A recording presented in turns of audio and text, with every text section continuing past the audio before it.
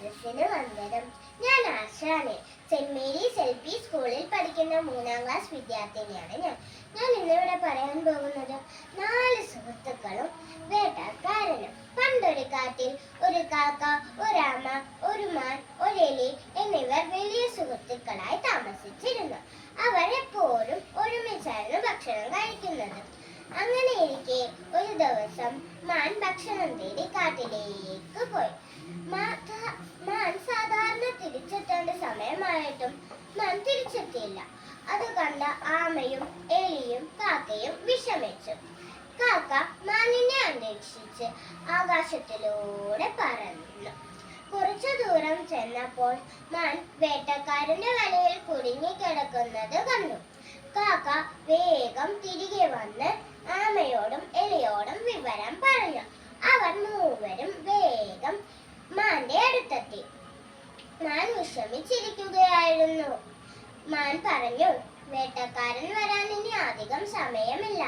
അതിനു മുമ്പ് രക്ഷപ്പെടാൻ എന്തെങ്കിലും വഴി കണ്ടെത്തണം. കാക്ക പറഞ്ഞു, പേടിക്കേണ്ട കൂട്ടുകാരാ, എലിക്ക് വല മുറിക്കാൻ കഴിയും. എലി വേഗം മാനിനെ രക്ഷിക്കാൻ തയ്യാറായി. വല മുറിക്കാൻ ഒരുപാട് സമയമെടുത്തു. ആ സമയത്ത് വേട്ടക്കാരൻ അടുത്തെത്തി. വേട്ടക്കാരനെ കണ്ട് കാക്ക പറന്നുപോയി. എലിയും മാനും ഓടി രക്ഷപ്പെട്ടു. പക്ഷെ ആമയ്ക്ക് പതുക്കെ മാത്രമേ നടക്കാൻ കഴിഞ്ഞുള്ളൂ. അതുകൊണ്ട് വേട്ടക്കാരൻ ആമയെ പിടിച്ചു. അത് കണ്ട് ആമയ്ക്കും എലിക്കും മാനിനും ഒക്കെ വിഷമം വന്നു.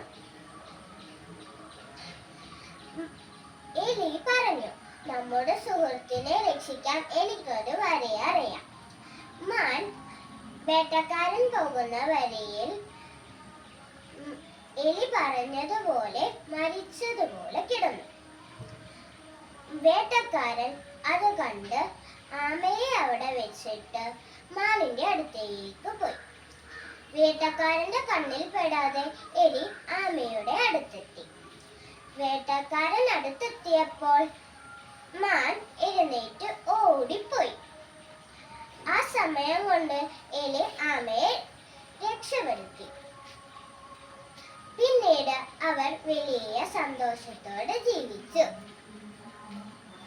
ഈ കഥ നൽകുന്ന സന്ദേശം ഇതാണ്: ഒരുമിച്ച് പ്രവർത്തിച്ചാൽ എന്തും നേടാൻ കഴിയും. നന്ദി, നമസ്കാരം.